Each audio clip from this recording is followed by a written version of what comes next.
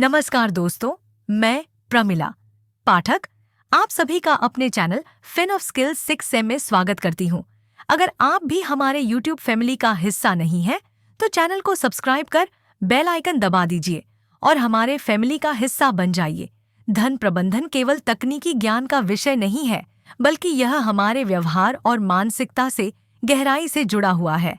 Housel कहते हैं कि लोग पैसा कमाने और बचाने के लिए भले ही गणित और तर्क का उपयोग करें, लेकिन उनके वित्तीय निर्णय अक्सर भावनाओं, पूर्वाग्रहों और व्यक्तिगत अनुभवों से प्रभावित होते हैं।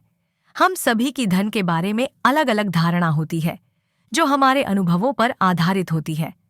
उदाहरण के लिए, जो व्यक्ति गरीबी में बड़ा हुआ हो, वह पैसे को अधिक सुरक्षित तरीके से संभालने की कोशिश करेगा। वित्तीय सफलता का बड़ा हिस्सा लंबे समय तक धैर्य बनाए रखने और सही निर्णय लेने पर निर्भर करता है।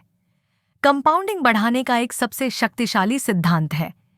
यह अवधारणा समझने में सरल है, लेकिन इसे व्यवहार में लागू करना कठिन हो सकता है। कंपाउंडिंग का जादू इस बात में है कि समय के साथ आपके द्वारा अर्जित ब्याज भी ब्याज कमाने लगता है। इस प्रक्रिया में सबसे महत्वपूर्ण भूमिका धैर्य और जरीकस्तांत की होती है। हाउसल का कहना है कि वॉरेन बफेट जैसे लोग इसलिए अमीर बने क्योंकि उन्होंने न केवल अच्छे निवेश किए, बल्कि उन्हें लंबे समय तक बनाए रखा। उदाहरण के लिए, अगर कोई व्यक्ति 10% वार्षिक रिटर्न की दर से 10 लाख रुपए निवेश करता है, तो 30 साल में उसका निवेश 10 करोड़ से अधिक हो सकता है। लेकिन यह तभी संभव है जब वह समय और धैर्य के साथ अपने निवेश को बनाए रखे। हाउसल बताते हैं कि निवेश की दुनिया में सबसे बड़ी चुनौती समय के साथ धैर्य बनाए रखना है। कई लोग थोड़े से मुनाफे के लालच में जल्दी निवेश बेच देते हैं और कंपाउंडिंग के वास्तविक लाभ से वंचित रह जाते हैं। निवेशकों को धैर्य और अनुशासन बनाए रखना चाहिए। कंपाउंडिंग के चमत्कार को पूरी तरह से अनुभव करने के लिए समय एक महत्वपूर्ण कारक है। जल्दी पैसा कमाने की सोच और लालच कंपाउंडिंग की शक्ति को कमजोर कर देता है। जो लोग लगातार बाजार के उतार चढ़ाव में फंस जाते हैं, वे दीर्घकालिक लाभ नहीं उठा पाते। पैसे के मामले में तुलना करना खतरनाक हो सकता है।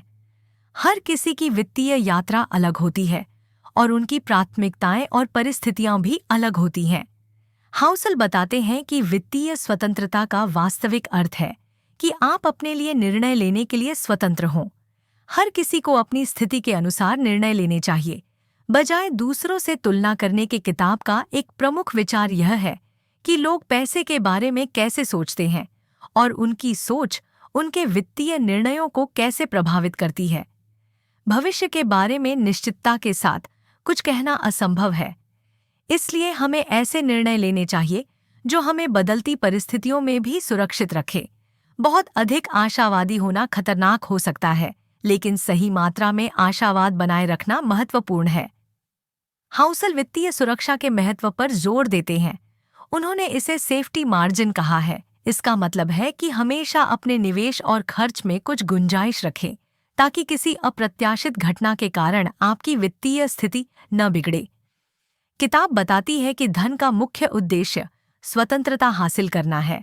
पैसे का असली मूल्य यह है कि यह आपको अपना समय और ऊर्जा नियंत्रित करने की आज़ादी देता है।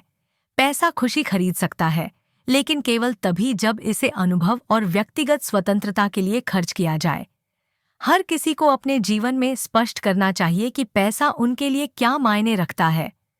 मॉर्गन हाउसल बार बार इस बात पर जोर देते हैं कि वित्तीय सफलता के लिए चीज़ों को जटिल बनाने की जरूरत नहीं है। सरल नियमों का पालन करके और धैर्य बनाए रखकर दीर्घकालिक सफलता प्राप्त की जा सकती है।